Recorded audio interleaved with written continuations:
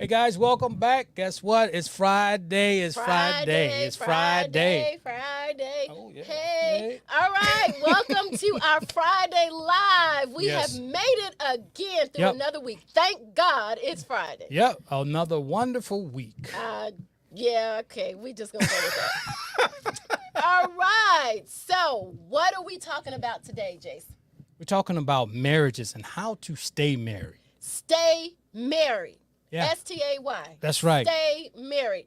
So we have a couple coming up that has been married for 49 years, and next year will be 50. They will be celebrating 50 years. And still in love. I Woo, mean, like baby, lovebirds. Oh man, that's it's almost as long as I've been born. I know, right? Wow. Yeah.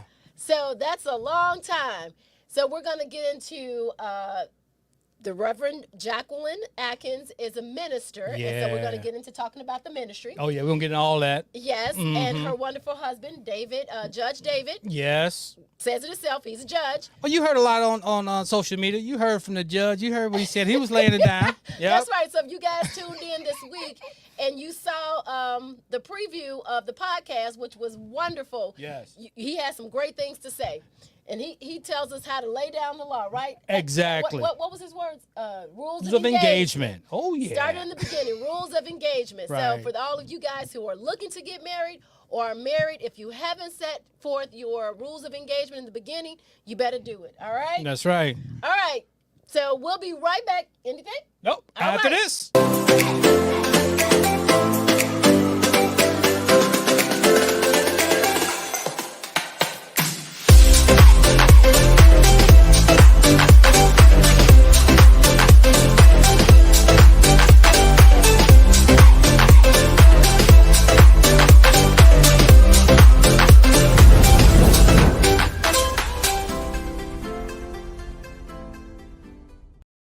Hey guys, welcome back to the live. If you are new here, type in the chat where you're from. Let me say hello. you know. Yes, and let us say again that we cannot see who is watching. So if you want us to recognize you, just type a comment or a chat, say Yeah, something, just drop us a comment. and we will recognize you being on. So thank you so much. I know several times people say, "Hey, did you see us?" I'm like, "We can't see anybody." Yeah, yeah. So But if you want me to- comment, we can see that. if you're out there and you want me to know you're there, just put a comment in.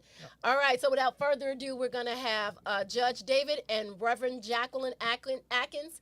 Come on in. All right, here we go. Hey guys, All welcome right. back. Hey, How you doing?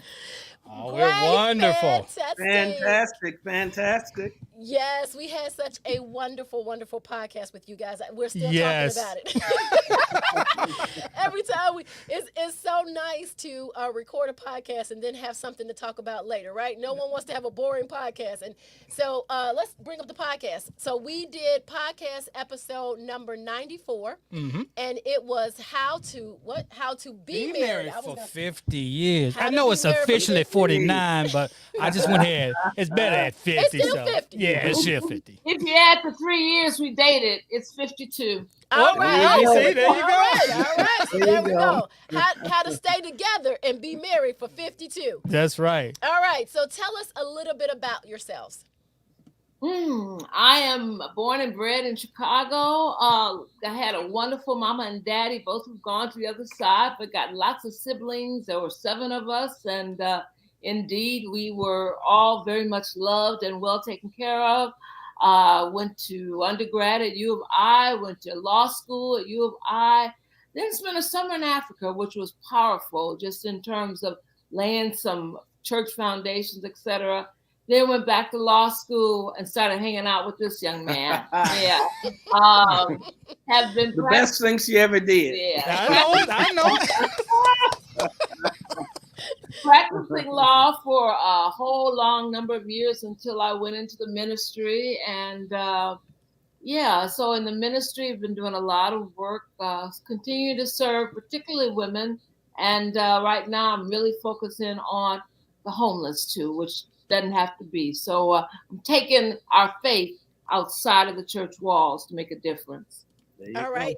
There you go. Uh, I was born in St. Louis and moved to Chicago when I was 2, Oh, and wow. been a South Sider in Chicago ever since.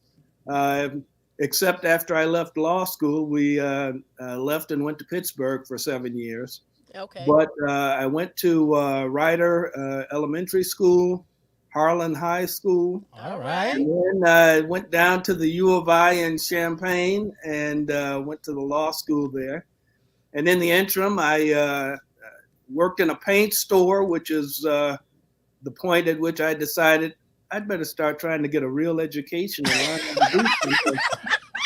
And I also drove a bus for a summer and worked at Ford Motor Company during the summers.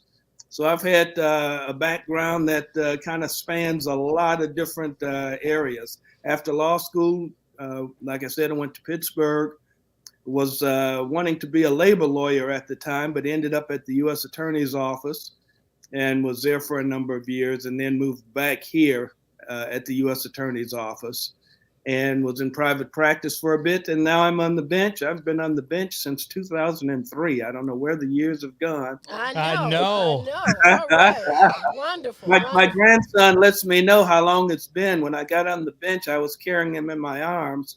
And now he's 18 and he's towering over me. So, Wow. so that just lets me know where the time has gone. Yes. For yes. sure. Yes. Wonderful. And that's where you happen to capture the love of your life, right? I was wondering when it came in. Thank you. Well, since you had already said it, he Right. said, okay, yeah. Listen, No, that's when I saw him. It didn't say I was trying to be cool, but I was checking her out walking down the quad at the University of Illinois, which is where we met. All right. And we both were majors in history.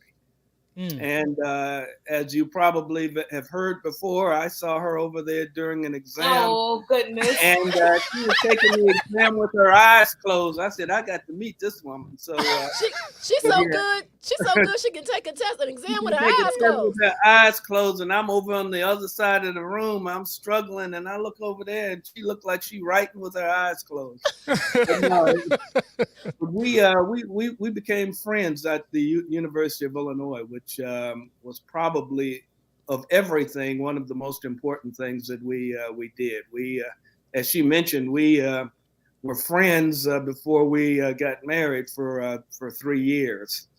And actually, it was a little bit more than 3 years. But one of the most important things, as I've mentioned in the past, is that if you're going to get married, try to make certain that you're friends with each other before you get married, and say to yourself, would I marry, if I don't get married to this woman, could I still be her friend? Mm. And I could still be your friend, baby. I love that. And you are. Even though she tried to put you in the friend zone and from the beginning, right? Of course. course. Oh, yeah. It's like, man, they once We they're don't like set, that friend once they're zone. set, they're not giving up. All No, right. we tried to break out of that friend zone real quick. Okay. Yeah. That's for the birds. Yes, for sure. And Tina, we let them know, we will be friends for a while. I'm focusing on my studies. We're going to be friends until I'm finished. So if you really want to be more than friends, then you better hang around a little bit longer. Plus, we have to see your real potential. That's the real thing, right?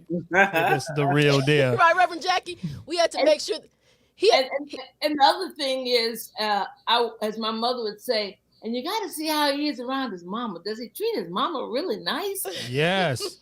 I didn't know I was taking a test and a quiz and all this other stuff. Listen, I didn't either. Yeah. I didn't either. I must have done something right, but I'm not sure. I must have passed all the exams. Yeah, I must have done well. All right, so we got a quick little comment from Dana here. Dana Turner, thank you so much for checking us out. We really appreciate it. Absolutely the best thing. Yes. Cynthia, welcome, man. We appreciate you. Yes. Stay with God. All right. It's Friday. Blessings to you and your husband. And then Cynthia said something down there. She got a bunch of emojis. Yeah, she said Target. All Yeah, right, that's her Target. yeah. I think she got married before us, so Cynthia should be Close to 32 years or something 30, like that. 31, 30, because we're 30. So we're 31. Yeah. So she's on 32 or maybe 33. I don't know. We're somewhere in there. Okay. All right. So thanks. Keep the comments coming. If you have a question for the couple, please post your questions, and let's keep this interactive and going. All right. So the podcast was absolutely phenomenal. We talked about going into the ministry, how someone, gives up a 6-figure income to go into the ministry, and most people know when you go into the ministry, it's broke, right? It's definitely out of love. They're not doing a 6 figures. No, not starting out, right? So tell us about that. How did you guys, David? How did you feel about her going into the ministry from?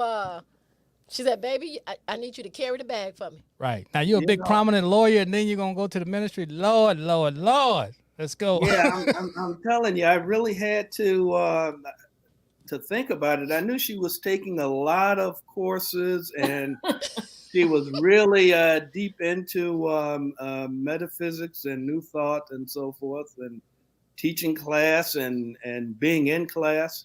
All that was fine. I took some classes also. But when she said to me, now mind you, she had gone through the legal profession and was a rising star in her career. She was at J&B. She was at Independence Bank as an attorney, and anyway, she was up in the 6 figures. Baby, we can write our own ticket if we want. But this is what I dreamed about when I was at Ford, pushing those. When I was driving the bus and all of that, this was it. But she was very serious about the ministry, and I really wanted to. I've always believed that it's very, very important that each individual, we come to each other as individuals, and we should remain individuals in the sense that each of us should want the very best for the other party. When I saw how serious she was about the ministry, I agreed to support it. I was doing well, and we didn't really hurt or anything like that. So, and we've always been able to do what it is. God has been good to us. We've been able to do those things that we've wanted to do. So I said, okay, baby, if that's what you want to do, but you giving up 6 figures now. I just want you to know that, right? I did wait until we had finished paying for my children. My daughter graduated from Tuskegee. We took care of that. My son graduated from Northwestern. We took care of that. We really told the kids they didn't have to worry about any college loans, and that kind of all that was taken care of, right? That's right. No. Okay, then I waited. You sure did. I got a question in here from Dana here. This is interesting. Can you speak to what being friends involves and how to transition into a loveship?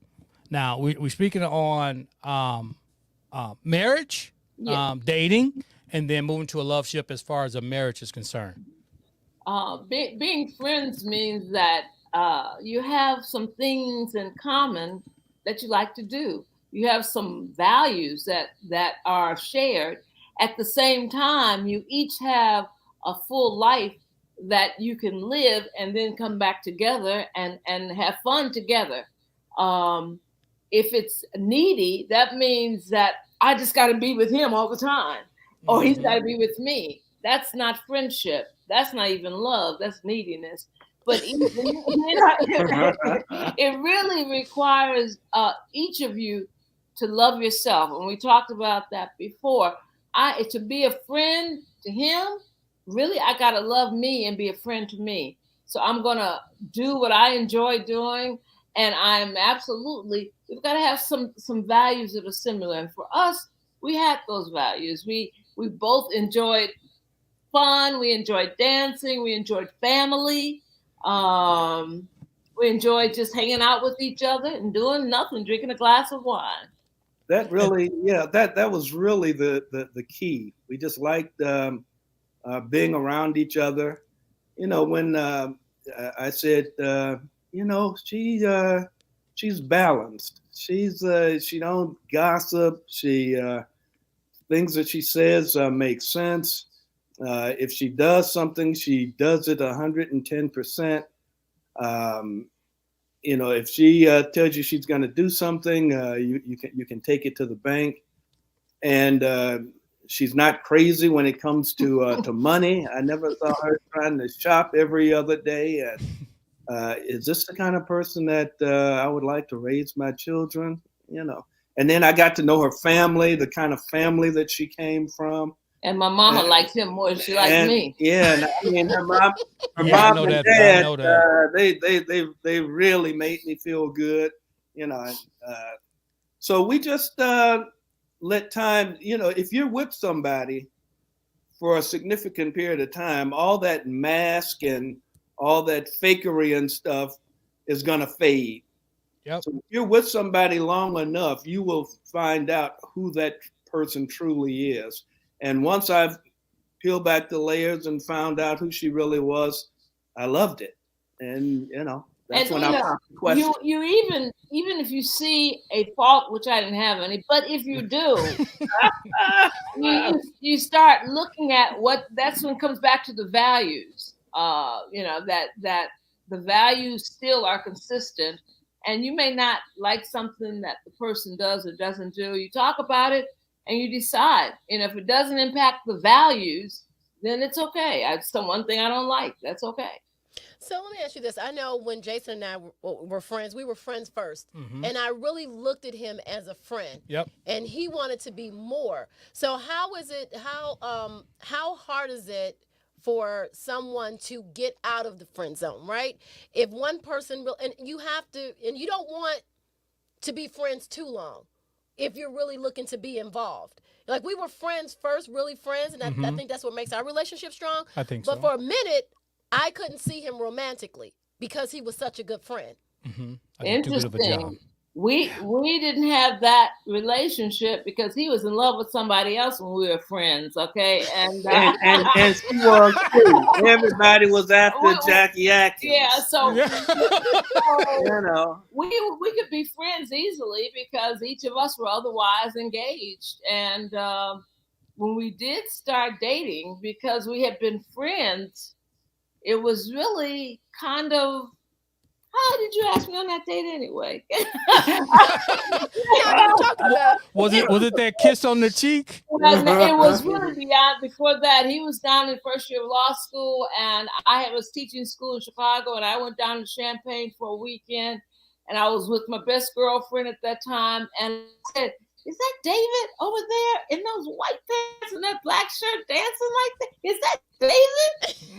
Yeah, I said, I did say this, and if she were on, she could tell you. I said, "I think I'm going to marry him." And that was the spring before we had that kiss on the cheek that August. That's a classic situation of the hunter getting captured by the game, because I had no idea that she had looked at me like that, But we. So how did you move we into really that? were friends. We really were friends. There was no romantic thing initially, and we just kind of grew. We just kind of grew into the relationship, and I think we went to love from there. And I got to tell that Dana that indeed I love that question. I love it. Yeah, that was a wonderful question. Very well thought out. Thank you so much. We have some other comments. So Cynthia said it's 32, and then Cynthia said, "That's a great question." Yep. All right, put it up there. Yep. All right, that's a great question. That was a great question, All Dana. right. Thank you. So do we have any other comments out there? I'll check, but if you do, please chime in. All right, so let's go. So we talked about that, and you backed her 100% going into the ministry. Now we're going to move on to, let's see. Our rules of engagement. So tell us how what do you mean set by the that. tone?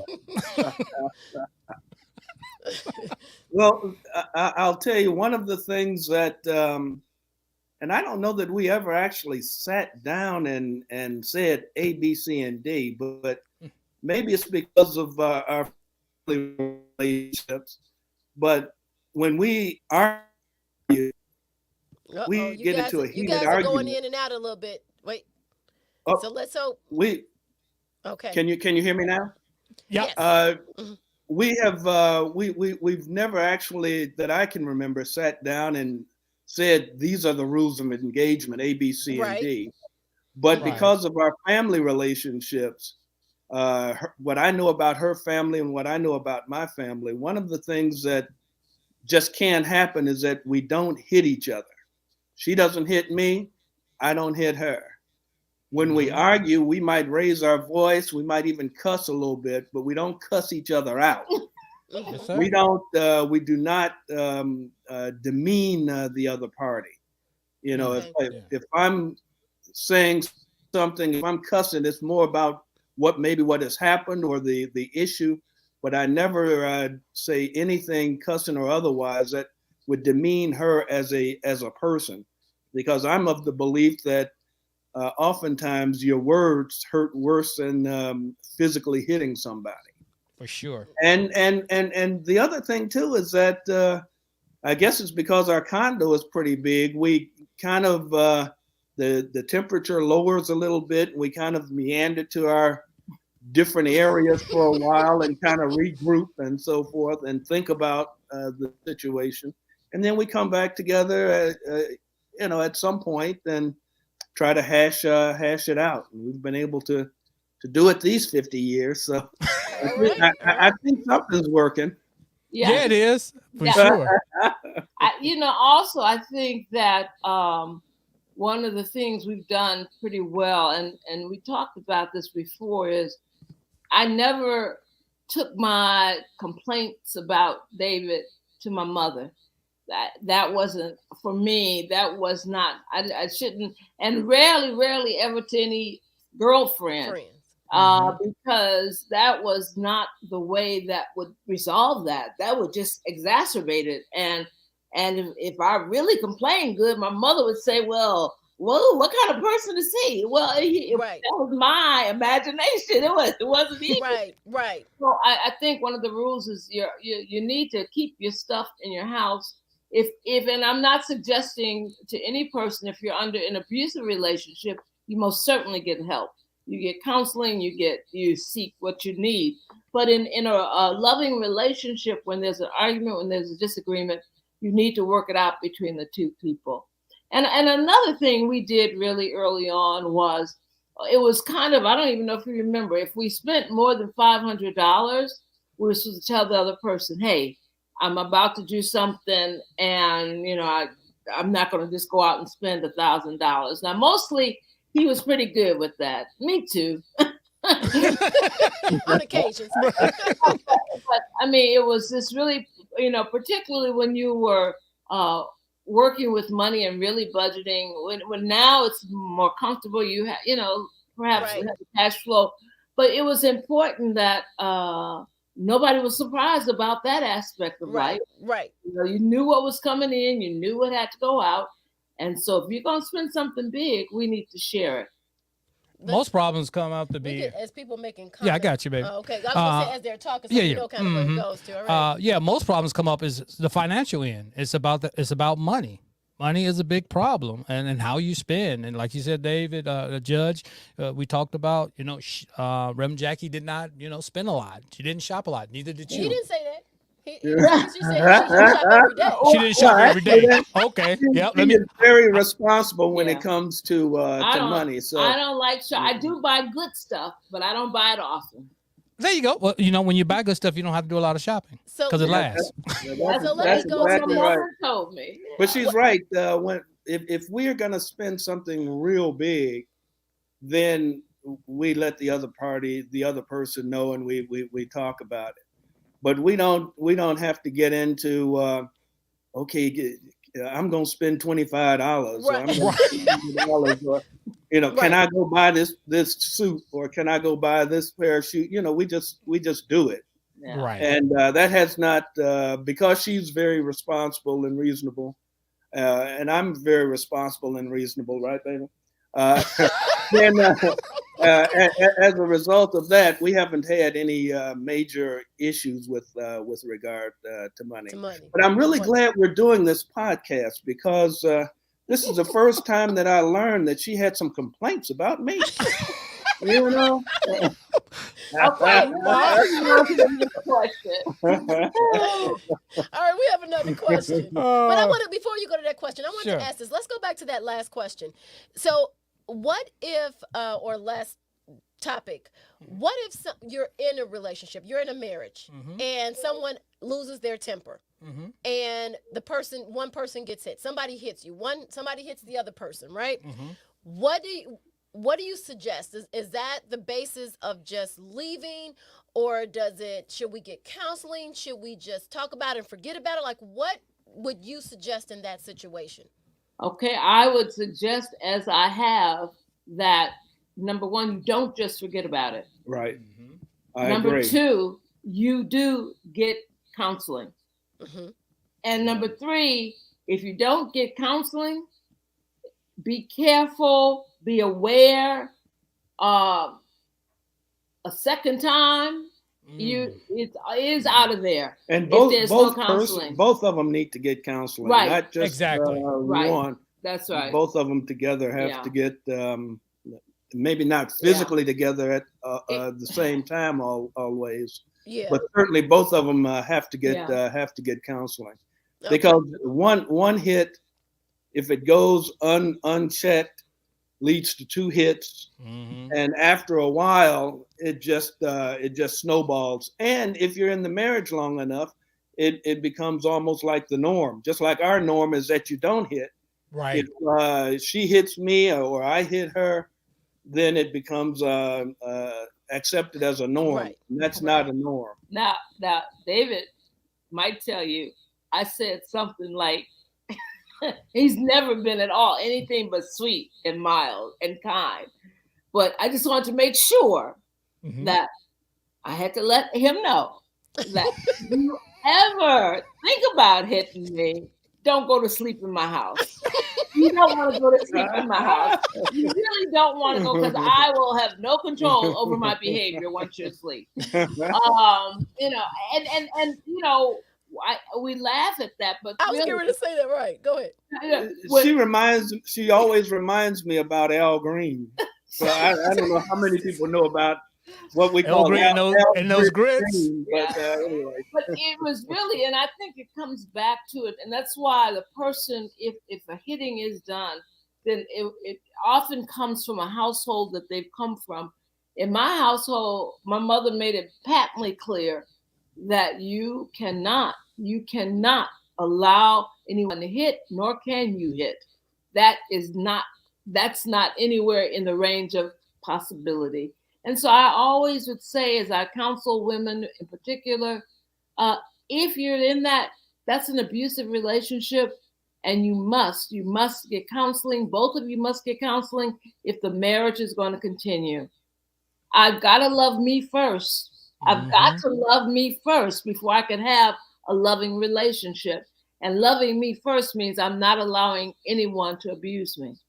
And just to put a final pin on that, one of the things that I think we both had, and we were probably able to see it before we got married, is that I had a great role model in my dad. My dad, I never heard him cuss my mother out, and I never saw him hit my mom. So, my circumstance and so forth, and what I grew up with, was such that it made it easy for me to have that as one of the quote unquote rules of engagement. Okay. But as I mentioned before, marriage is it's an art. It's not a science. Some people have had backgrounds and issues that require them, as Jackie has indicated, to either one or both seek counseling as a result of what they came up with in terms of modeling other relationships. All right, so let's take the next. Marka, hey Marka. Let's go back up to Gloria's. Gloria, yeah. Welcome to the stream, Gloria. It's nice to see you. LOL. Yeah, thanks thank for you so much. tuning in tonight. All right. Hey Marka, how are you? You wait for her to respond? Yeah. Go ahead. What does the question say? What are some of the goals for your marriage when you're When you're engaged. When you're engaged? Oh, okay. So you're setting your goals for your marriage when you're engaged. Got it. Yep.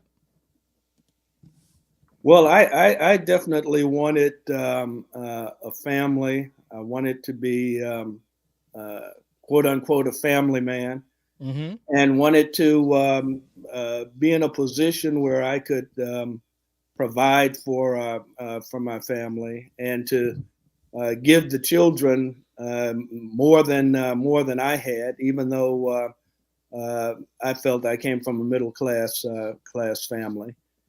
And I just wanted more for my children than for myself. In terms of the relationship that Jackie and I had, I just wanted us to continue to grow and to love each other and to grow, both financially, but also grow personally, and to allow each other to be the very best we could be. Because I knew that if we did that, things could not help but be on a much higher level. Good And thing she I had would those. say, I was just gonna say, good thing she had those qualities when she gave up those 6 figures. No, I'm just. I was going to say, when we first got married, too, our goals were that each of us would have a good career. That we were, I mean, he was looking for a good career. I was in a good career. When we moved to Pittsburgh, I was on the front page of the paper because I was one of 3 Black women attorneys in Allegheny County or something like that. So we really both had that, and we supported that. And we both we were wanting each of us to be healthy. We would work out. We would go to work. We'd leave the house, go to work, and go and work out. That's what we did before we had kids, and that was important because we both wanted to be healthy. All right. Some of the same goals. Gloria Gunn says, "Oh, I'm sorry." This is beautiful. Thank you so much once again. And then Dana has a comment. Mm-hmm. What are the key ways to keep yourself accountable? What are the key ways you keep yourself accountable to other and your commitment to the marriage to your other? She meant to the other person. Right. What are the key ways you keep yourselves accountable to the other and commitments to the marriage? Yep. I generally will step back and just see how things. We've gotten to the point where I can almost feel when things are out of kilter with her. That's right. Exactly. It's not something that I can say that I scientifically do, but I can tell when things are out of sorts, and when they are out of sorts, that's when I know it's time for me to really pay attention to what our situation is, what's going on. We may have a conversation. We'll go to dinner, or we'll just kind of hang out. We love going to plays and so forth. And I just I don't know. It's an intuitive sense. It's almost like I use the analogy of stepping. Sometimes you know when to lean in and do your thing, and then you lean back and let your partner do her thing, and it just works. I think that has come about though because of the intentional sensitivity when we first got married. I mean, we both were intentionally paying attention. We both were independent spirits, but I knew if I had done something to hurt his feelings. Right. I knew I had done something that was making the relationship challenging. And I would have to then make a decision. Is this really something that I have to do, or I need to do, or I want to do? And I think once you do that, it then becomes very clear you can be true to yourself in and still be in a great relationship, but just with honesty. Oftentimes, just talking. I mean, the biggest challenges can be overcome if people just talk to each other, because the communication is off kilter. You're thinking one thing, and what's really going on is something totally different. And once you start talking, you may have to talk, and it may be kind of edgy, and it may take a couple of days. But if you really are intentional about the relationship, you are paying attention to how you are feeling and how he is feeling, how the house feels. Right. I love walking into my house. I love walking into the peace and the joy of my house. Oh, that's a big thing. Yeah. And so when I walk into my house and it's not peaceful and joyful, I have to check out. I mean, look under the stove, look wherever, figure out what is going on. So what I'm saying is that's intentional. It's an intentional act that you're doing, intentional mindset. Right. Yeah.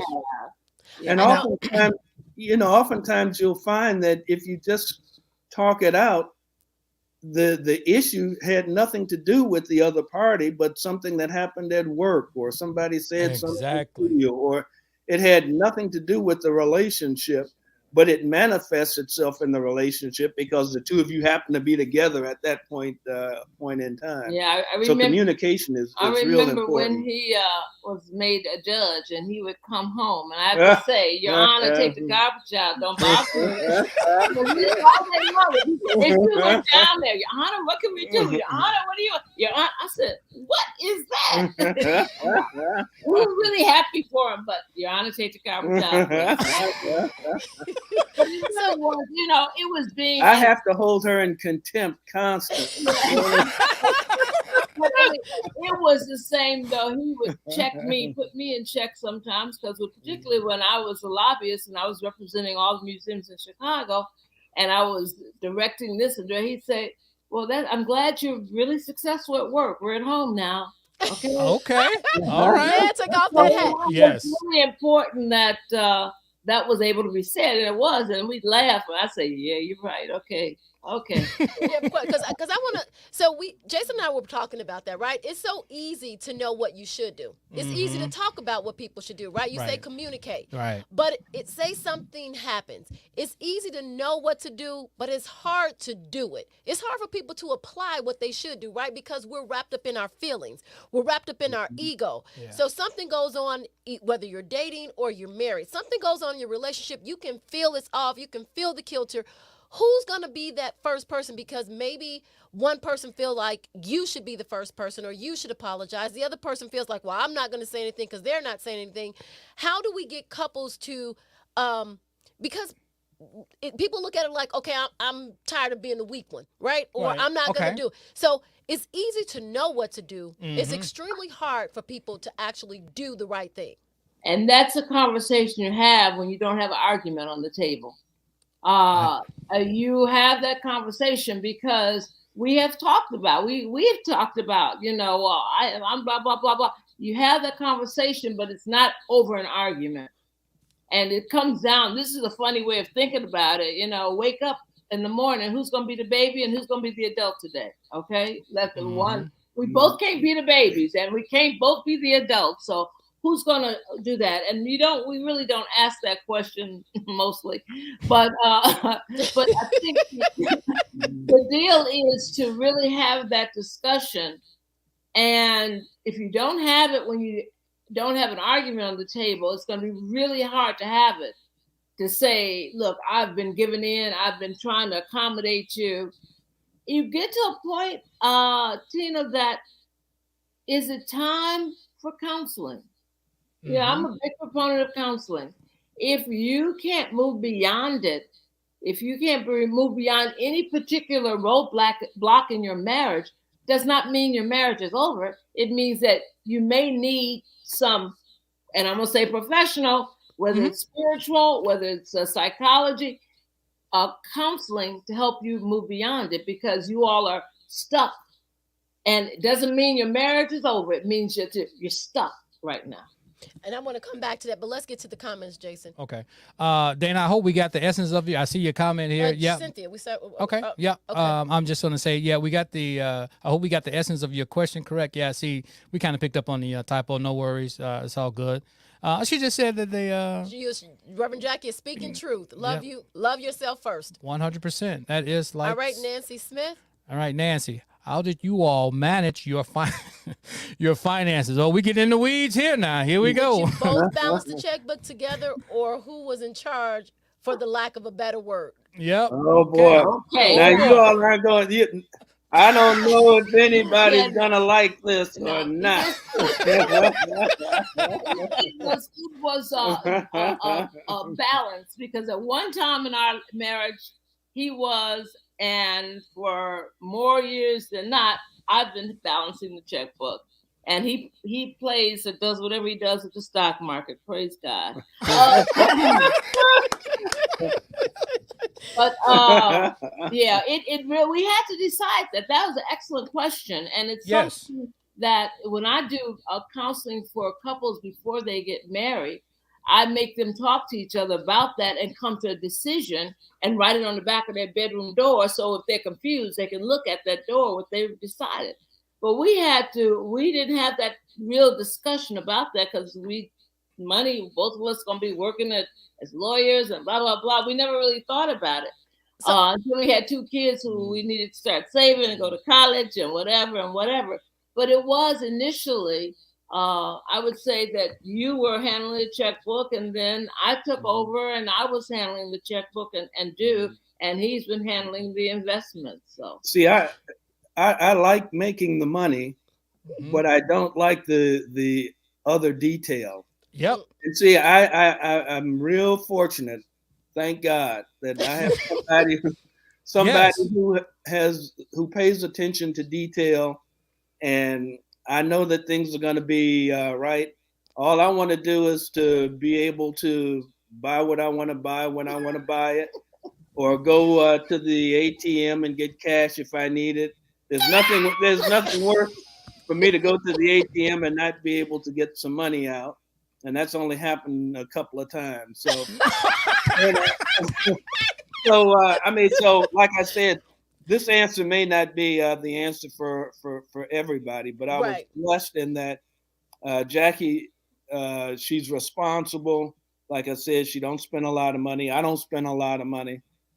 She pays attention to detail, and I just make the money. I think that's what, I mean, answer to the question, who is a detail-oriented person, because that's what you need if somebody's doing a checkbook. And it really is not about, everybody got the power. Everybody's name is on the account. I mean, it's not like so it's not about, quote unquote, that's not the power struggle there. It is really about who is going to make sure you got an 850 credit score. So and that's about a detail thing. Right. So let me ask you, so what do you think about, and I know there's no one size fit all in marriage or relationships, but what are your thoughts on when people get married and they've been married, in a good amount of time, and they have separate checking accounts that, because everybody is different. Right. There is, like you said, you guys are talking about, you have it together. So let's talk about people who may need to keep it separate, right? Because one person's not as responsible as the other one, right? So what do you think about that? I think that is fine if they have agreed on it, and it's not in spite of each other, but it's in agreement with each other. I agree with that. And if it is in agreement with each other, then it is done in a way that's responsible and it's enhancing their relationship.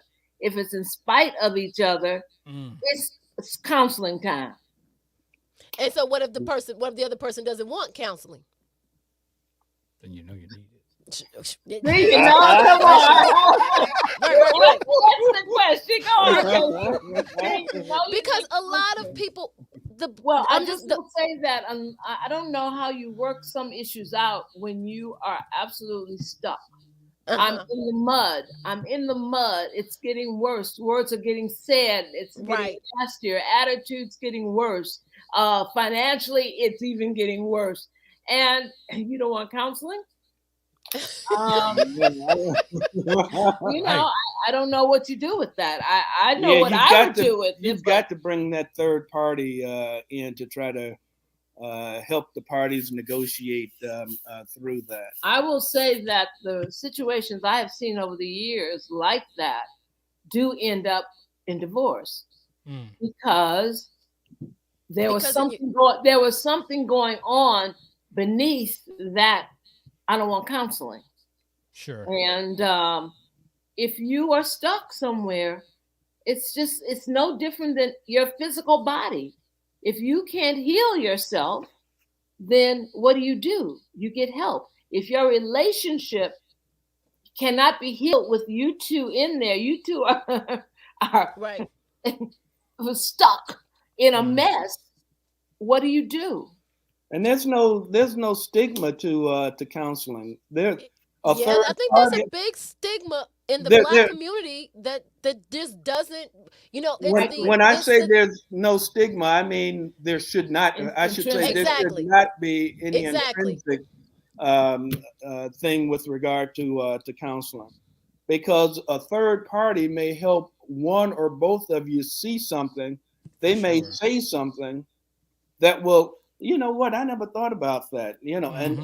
And resolve the situation, or at least lessen the temperature with regard to that situation. So, I don't think there should be any hesitancy when you reach loggerheads and you can't do it on your own. And your relationship is failing. Right. You got to be honest. And the relationship has got to be important enough to you that you're willing to make that commitment. I think that's the biggest thing. Right. Do I want this marriage? Is my relationship important to me? Is my marriage? I don't understand. People get married and they don't want to, what's the point, right? You get married because you have an idea of what you want marriage to be, and then when you're stuck, you're not willing to find a way to get pushed out of it. Because they may think it's somebody else's problem because it's not their idea. So you just go somewhere else and you start all over again. But then again, you find you have that same problem as you move on. All right, let's see. We have one more comment from Annette. She says, amen. Amen. All right, we recognizing you, Annette. Yeah, right, Annette, welcome. We appreciate it. All right, so, but going back to that, I just wanted to make sure we recognize her. I just wanted to say, hey, Vicky, how are you? She said yes. I appreciate that. All right. So I know it's one thing. I wanted to go back to say one thing. You talked about Judge, you talked about communication, being able to talk. And then Reverend Jackie, you talked about being able to talk when the temperature has come down some. And Judge, when you said that it may not get resolved tonight or on that same date, that's key. Sometimes you can't come to a conclusion on the day that everything is going down. Sometimes you need time to separate and cool down and then come back when you come and have a discussion about it. So don't always think that you have to solve that issue right then and there. Sometimes you might need a little space so you can reflect on the situation and then come back and have a discussion about it. Okay, you need to stick with it, but you may not. I totally agree. You may not be able to come to a complete resolution in that moment or that evening, but you do have to. You can't just let it fester. You've got to make sure that at some point within a reasonable amount of time that you come back to it and kind of talk about it. And I'll tell you that reflection time is often a good time for you to really think about what that person is saying and what you're saying, and then there may be a middle ground there that the two of you can at least work it through for the time being. Yeah, I want to come back to that. Let's take this comment. So Kelly Dickerson says, is the relationship important enough to have the desire and the willingness to continue to do the work? 100%. That's what's important. That's Exactly. key. So That's the let's question. That's key. the question. Yeah. and I guess that's probably what one person needs to ask the other person if they don't want to do counseling. Right. Is this relationship important to you? Are you willing? You know, if not, why are we wasting each other's time? Because to me, that's what we're doing. Right. We're wasting.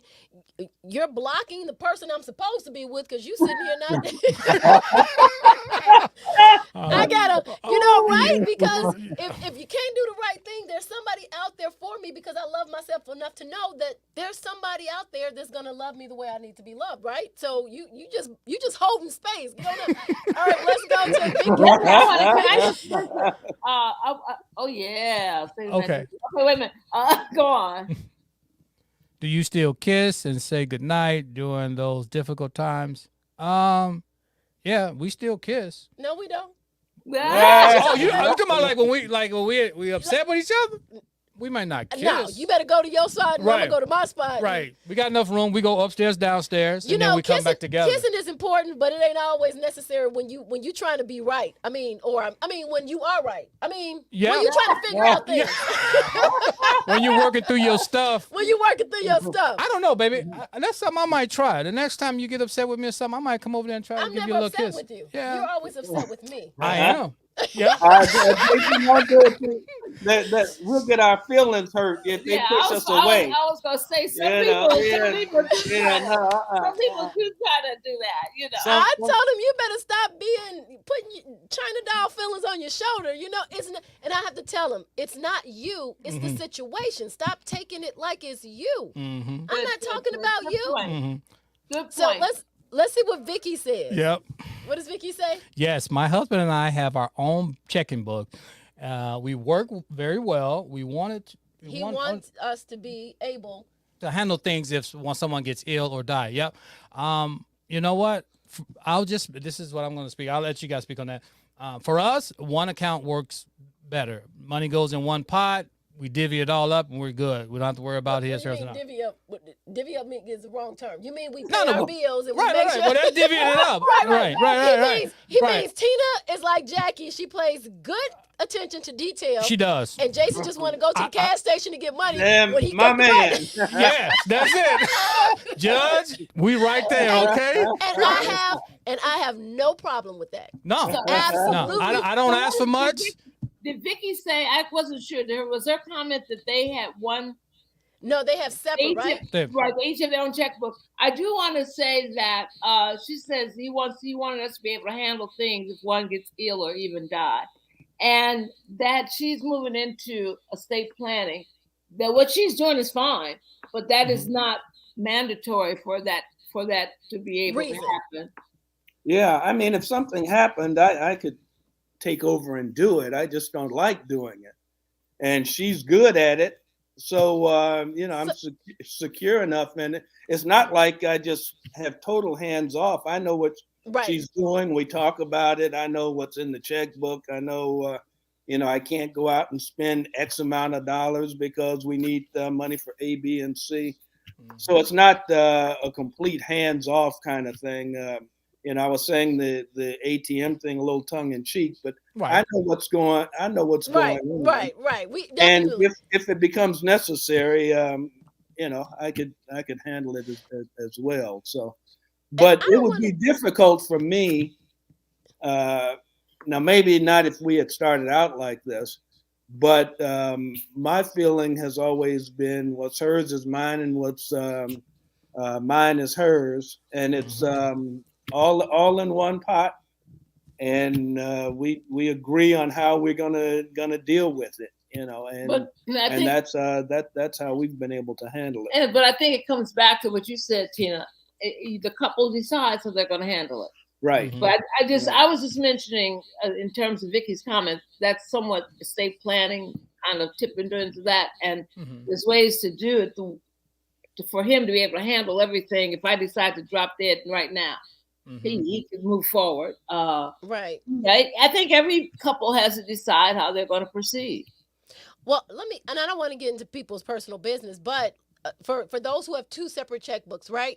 Which means that my name is not on yours and your name is not on mine. So if you die, how am I going to get access to your your money? How am I wife or not? They're like, okay, there must have been a reason why your name wasn't on it. So Well, how do we handle that's again getting estate planning, and I would hope that everybody has the appropriate will and other estate planning documents that are necessary if you have a dollar, and one of those things would be a power of attorney or a durable power of attorney that someone would have. The other might be the will.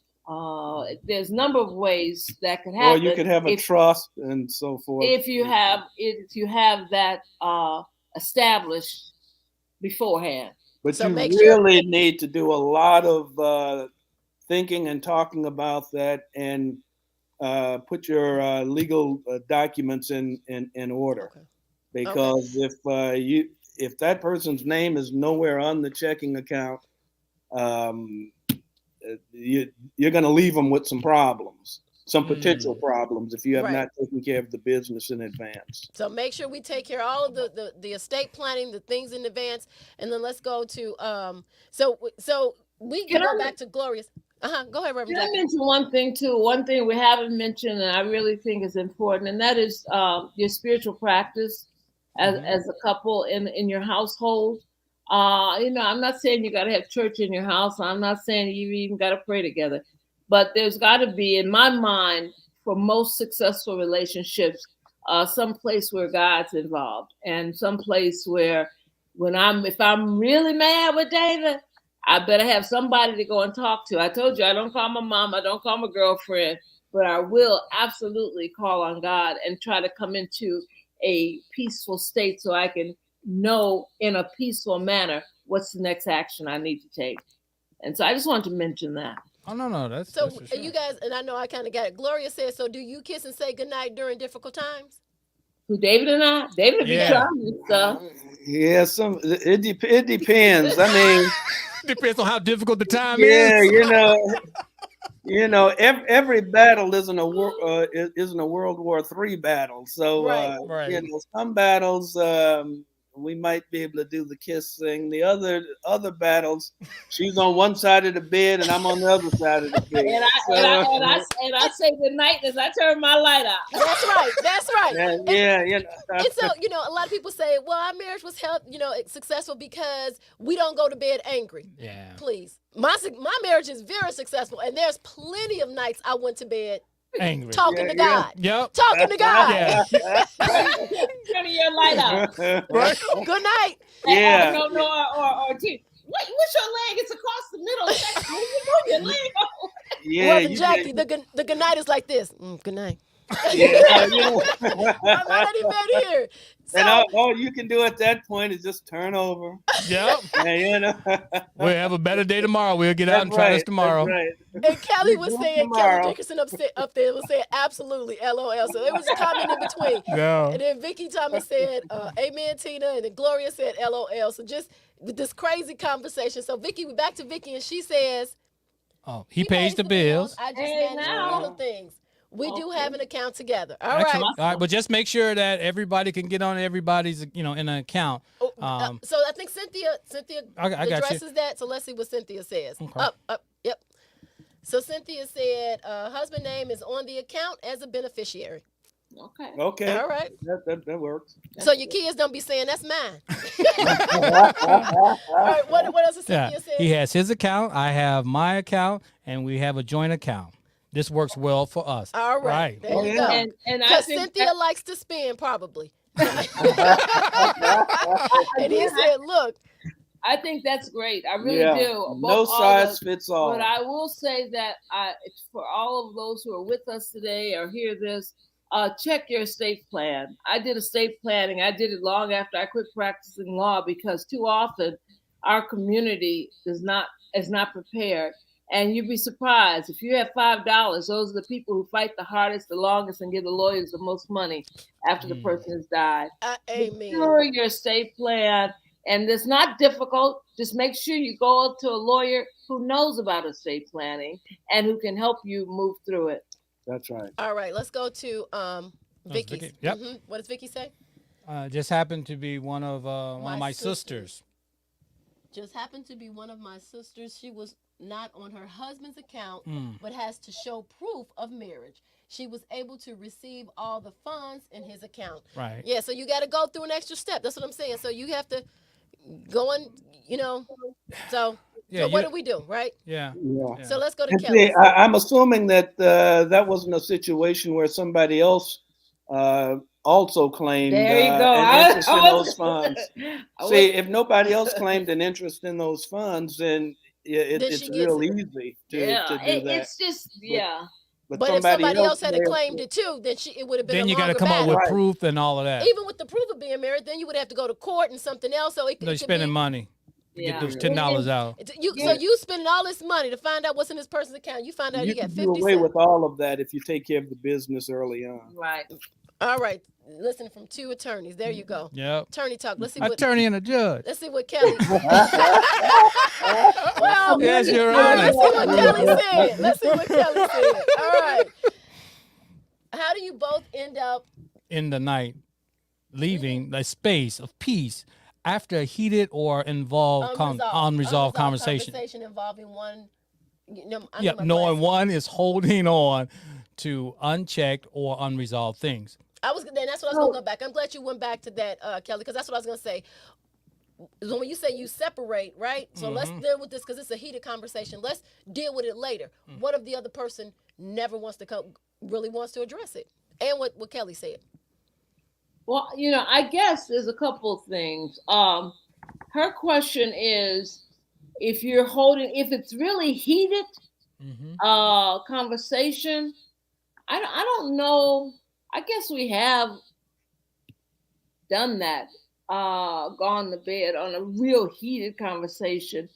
It's you have to keep talking, and if the person you're saying does not want to go back to that, and it becomes a blockage in your communication, it's going to start being a blockage in your relationship. And so you got to keep working at it, you too. And people don't want to hear this, but if you can't break through that blockage, it's going to get bigger and bigger, and you're going to need help. So she said, how do you go back to a space of peace after a heated conversation? How do you go back to a space of peace?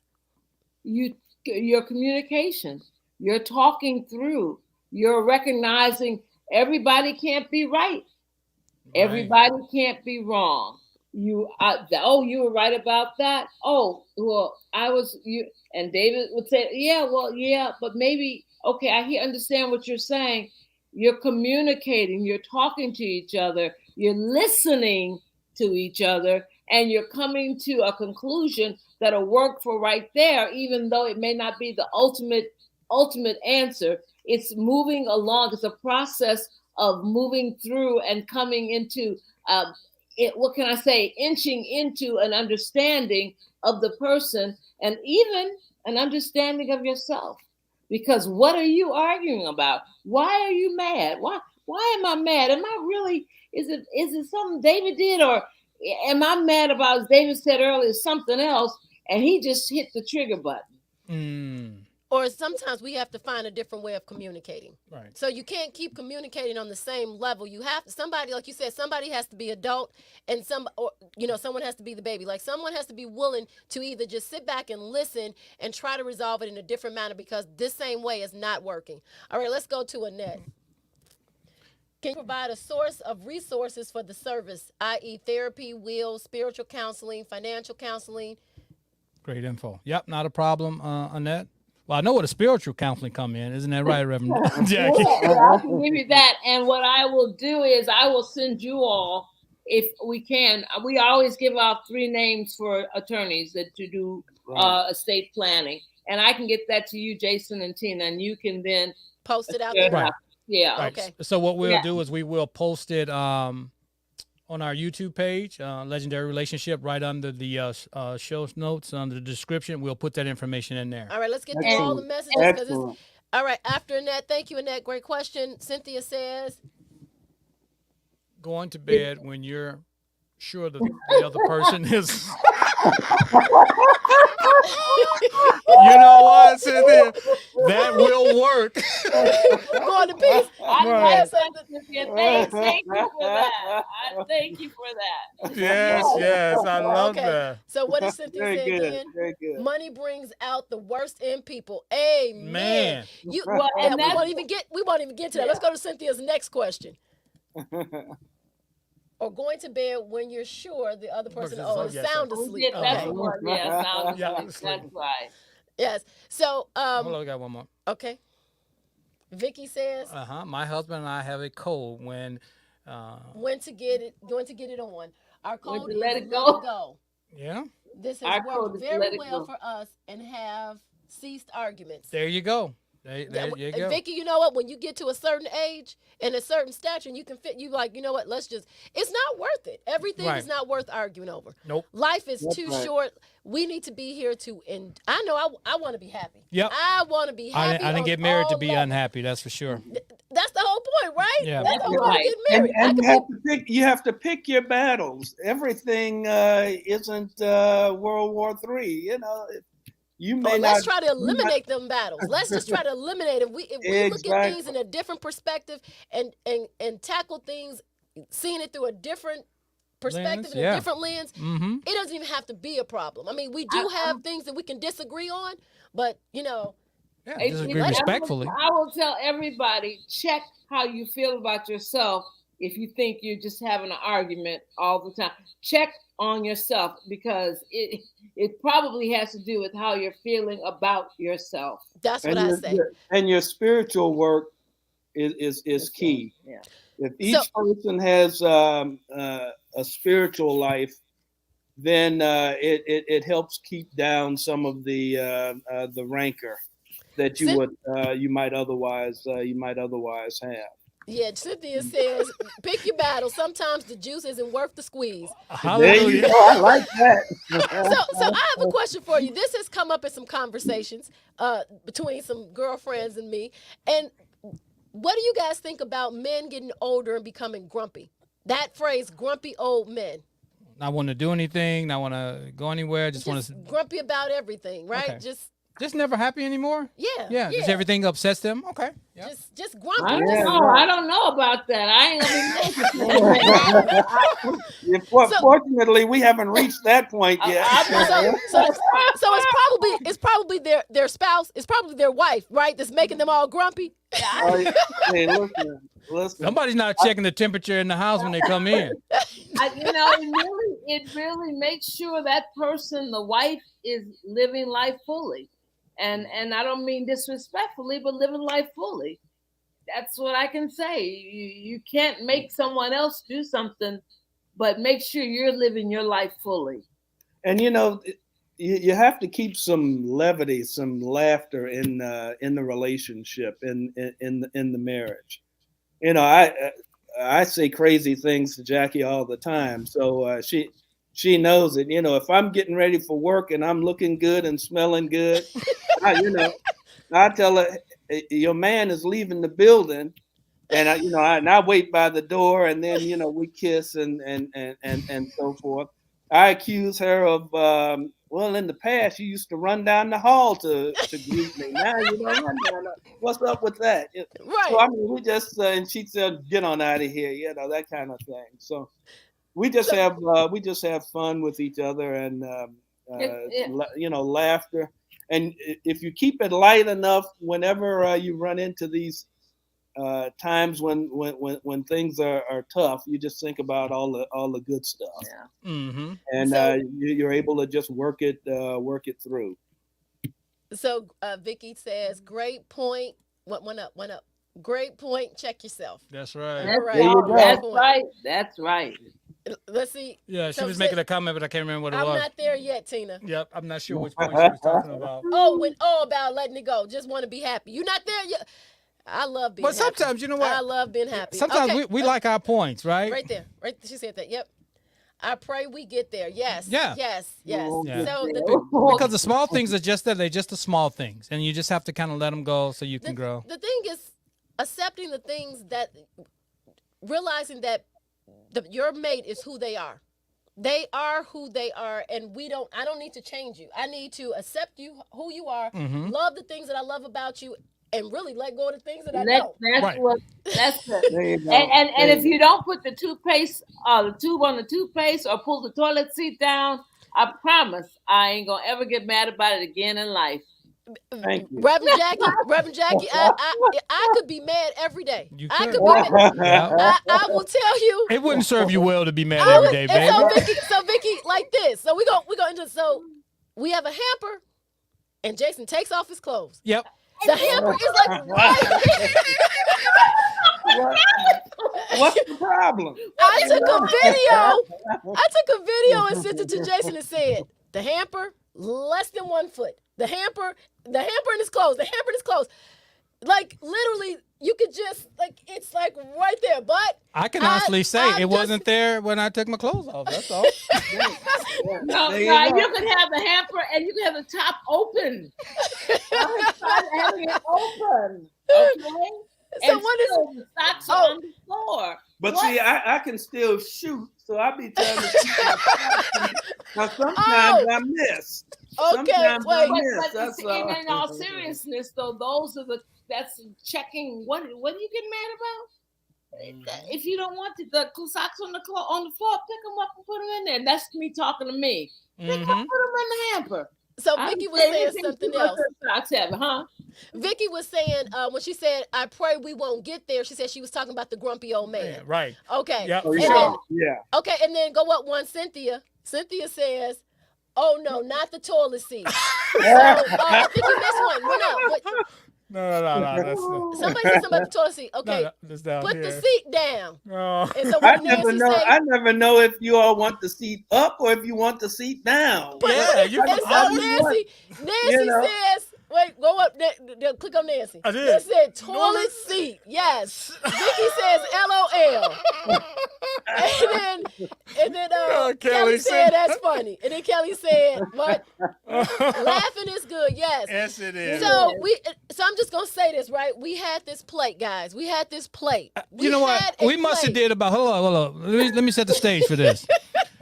We must have did 50 episodes of the podcast, and I must say probably 49 of those episodes this plate came up. So now it's back. Uh-oh. So I'm just saying. So this is a situation where you can continue to get upset, Yes, or you can let it go. Mm-hmm.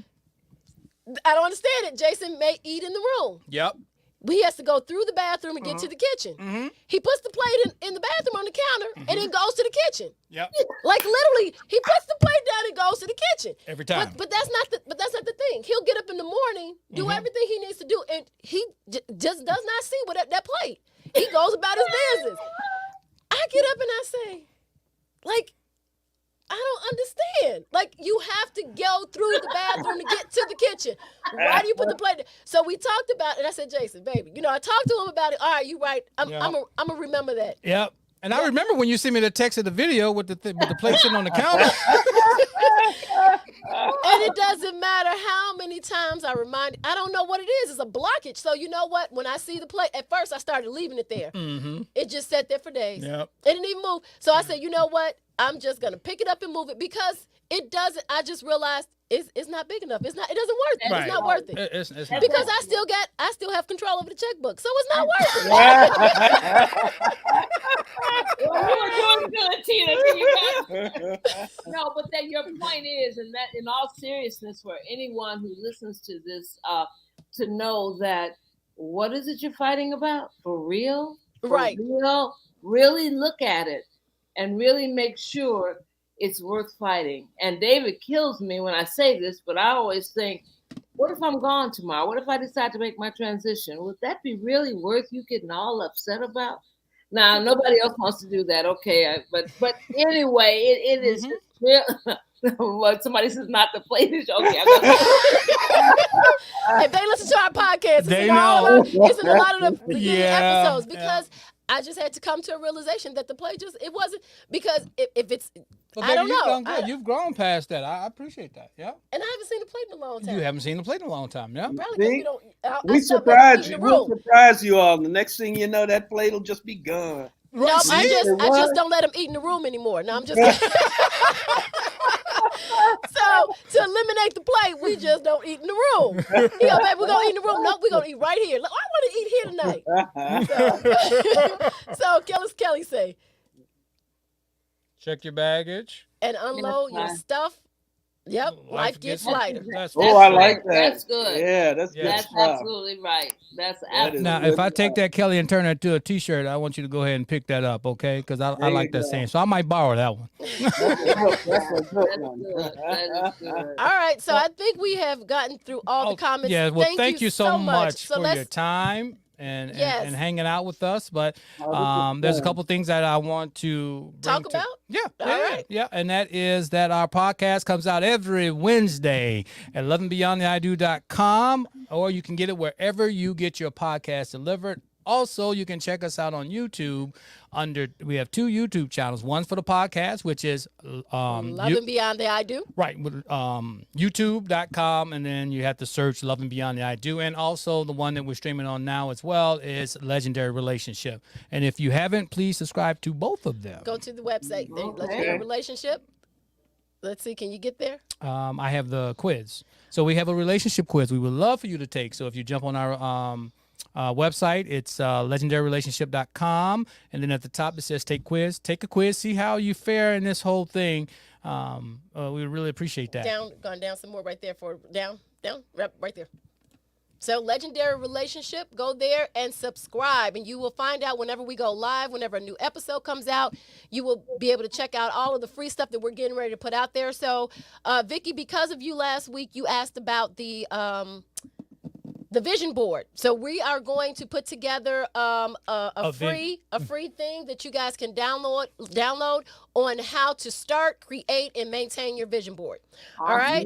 So let's talk about Reverend Jackie's website. Reverend Jackie also does a fantastic thing. Fantastic. So Reverend Jackie, why don't you tell us about it as we bring up your website?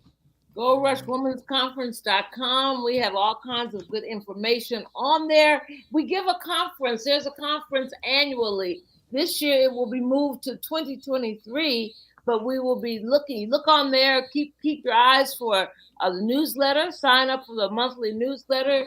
We also have a podcast that we've done over the time, and we offer courses from time to time. So GoRushWomen'sConference.com. And if you need counseling, we've talked about that quite a bit. You can go there and reach out to us, and someone will reach out to you. All right. So Reverend Jackie does spiritual counseling. So if you guys are stuck and not sure what to do and where to go and you just want some advice, contact Reverend Jackie. That's right. And I know We got a couple more comments. Yeah. Gloria said, love it. Thank you so much. We greatly appreciate it. This is all about how to take your marriage off cruise control. This is just good information. We bring some of the best talent to you. that's right. People I love it. I love it. All right, let's go to Cynthia's down. Say, that was great. That was great, Kelly. Yes, it was. That was Yep. great. All right, go down more. Cynthia, one Yeah, more. thank you, Vicky. We Thank appreciate you, that. Vicky. This has been great. Amazing. Can't wait until next week. Thank you. Sleep to all. All right, and then next one. And then Vicky says, Great session. Great session. All right. So I think that wraps it up for another Friday night live. And we want to thank you guys so much, Judge David. Yes. And Reverend Jackie. Thank you so much. so much. You guys, hold on real quick. And for all of our viewers, we'll see you next Friday. Next Friday at 6:00 p.m. And Reverend Jackie and Judge David's podcast came out. It was episode number 94, and it's what was it? I always want to say stay. Yeah. How to make what was it? How to be married for 50 50 years. All right. So go and listen to it. It was phenomenal. Reverend Jackie and Judge David said that you got to have spirituality in it. And David said, yeah, because he always saying, oh, God, help me. Or something to that effect. But it was wonderful. It was wonderful. So, all right. So just remember that marriages are made. They don't just happen. We have to create the marriage we want. We have to maintain it. And we're going to do what, Jason? You look lost. Take our marriages off of cruise control. I love it. Thanks for watching, guys. We greatly appreciate it.